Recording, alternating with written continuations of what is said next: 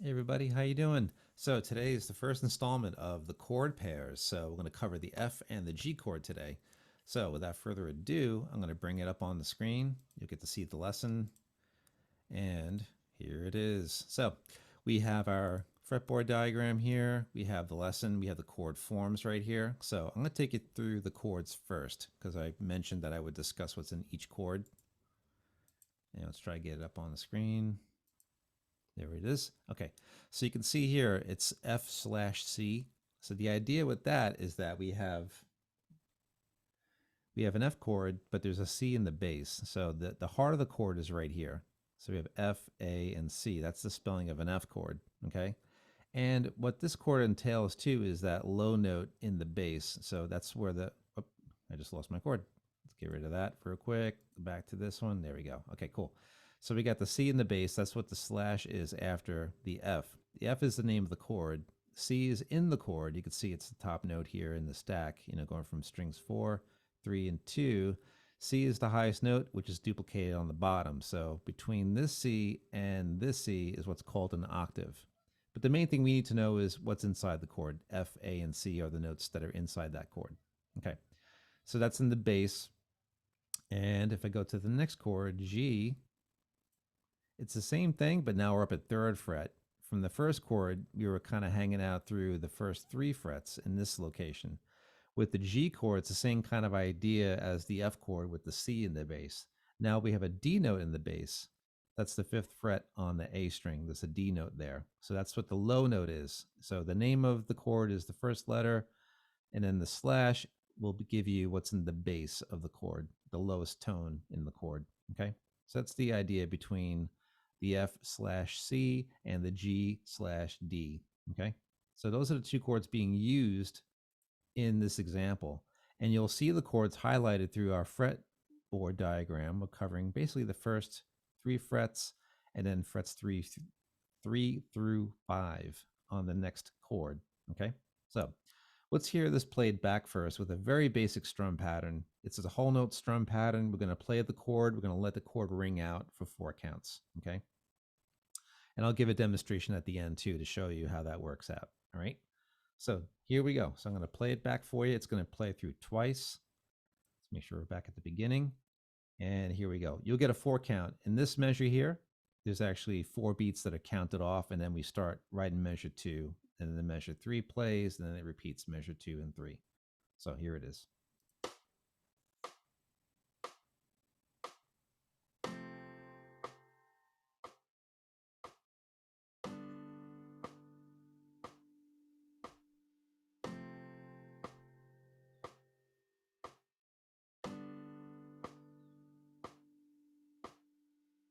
Okay, really slow, nothing fast whatsoever, and you can see how the names of the chord tones highlight in the bottom here as it plays through. Okay, so that's the deal with those 2 chords. Really, really basic in terms of the voicing of the chord. We're using all 4 fingers of our left hand, so we can see in the chord diagram. If I just actually boost this up a little bit more, magnify it a bit more. Here we go. Okay. So now we have a nice fingering laid out here. Ring finger, pinky, middle finger, index finger for both chords. Okay. So it becomes a chord shape. That's the thing too with these chords. They're actually chord shapes. So we're going to be playing that left hand positioning and just moving it up. So that shape of the chord is just going to slide right on up. Just really, really nice. Keeps everything really basic.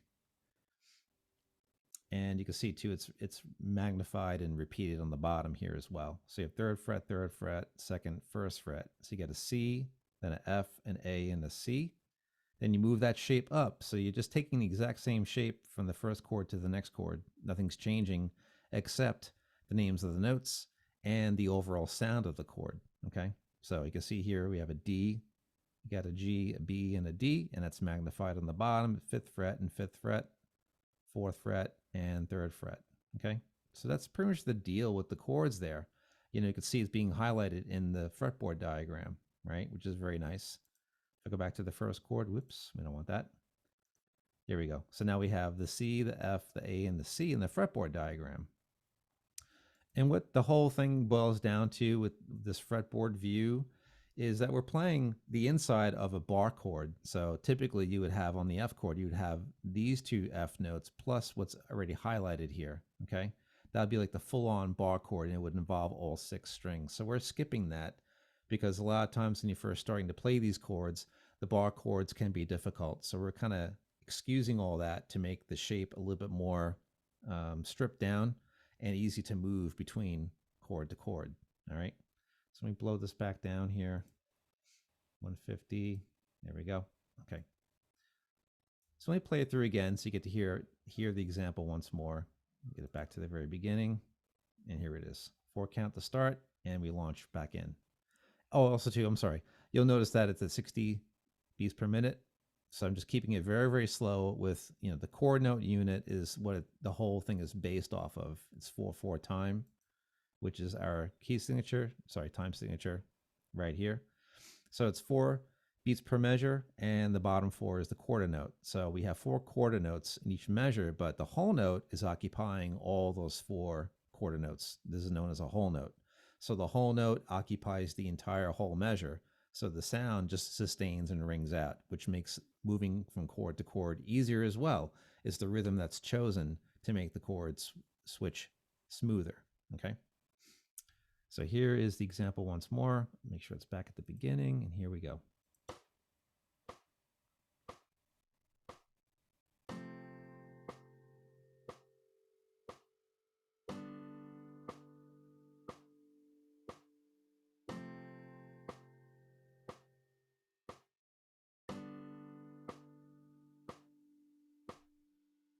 Okay, so there it is right there. That's pretty much the deal with that particular set of chords. So let me bring it back into the main bit here. And the idea there too is when you go through the chords, let me boost myself up a little bit. Okay. The thing that I like to do with the chords, being that we're getting away from the sheet now and we can talk about the chord in terms of the placement, right? So one thing I like to do is hang out with just the left hand, nothing with the right hand for now, just to get the smoothness of moving from place to place. The main feature is the thumb with these chords too, and in future videos, you're going to see multiple angles of the hands. This is just a straightaway view for now. We'll boost it back down here. So the movement of the chord, I would hang out with the left hand first based on the shapes you just saw on screen. Okay. And just move from place to place. And the thing you want to make sure is, again, with the thumb, we lift off between both chords. We want to make sure that the hand moves in one piece. Okay. We don't want to be moving the hand up and then the thumb stays behind and drags on the backside of the guitar on the fretboard. Make sure when you move your hand, it all goes in one piece. That's the trick with the whole thing. Some people have longer thumbs and they can grab bottom strings. I don't have that long a thumb. I could probably get maybe that note there. It doesn't sound very good. My fingers aren't that long. So, but the main thing is moving from place to place with left hand starting first. Okay, it's kind of a snail crawl type of thing in the beginning, but it serves you really well to aid in the smoothness of chord changes. So if you know what the left hand is doing in terms of movement and it moves all together, then the right hand has an easier time with executing the sound that you need. Okay, so make sure you spend time with your left hand first. Don't worry about the right hand, just go with left hand. Okay, and there it is. The other part is you can actually work with certain fingers, maybe the index finger and the ring finger, moving between chord and chord this way. You can go with just the bottom part of the chord, which in this case is going to be the ring finger and the pinky, moving from here to here. So in addition to doing chord pairs, you could do finger pairs to work out the smoothness of changes between what the left hand is doing from location to location, right? So in the F chord, we're here. G chord, we move up 2 frets. So you can hang out with just those 2 fingers, get really at home with that. And then maybe work the top part of the chord, the index finger and the middle finger, going from here to here, right? 1st fret to 3rd fret, right? Then you can work on the middle part of the chord, which is going to be the middle finger and the pinky. You can really kind of change which finger pairs you want to play with. And that also aids in smoothness of changes because you're working out where the left hand is going from chord to chord, okay? This particular layout just makes it easier to move because the hand shape is the same hand shape from place to place. So that makes life a little bit easier. But spend a lot of time just doing that. Other options you can do for the switching of chords is to take your hand completely away and then bring your hand in, making sure all the fingers land at the same time. If they don't, you want to separate each finger out. So if you're moving, say, from the air and you're putting your fingers down, the shape of the chord is in the air before you place it on the fretboard, just like that. So to do that kind of activity, you can just take the shape, put it on the fretboard. If I was to play this chord, I'm not pushing in yet. I'm just placing the fingers on top of the strings. They're very lightly placed. So if I go to play that, you're not going to hear anything. But the fingers are where they're supposed to be. So to kind of work on one chord, for instance, to make the smoothness of changes happen sooner, you can take one chord shape, lift off the fretboard, and come back down again. So if I give you the side view, lift up, and place the fingers right back down from where they left, okay? That's the idea with the left hand if you isolate it, okay?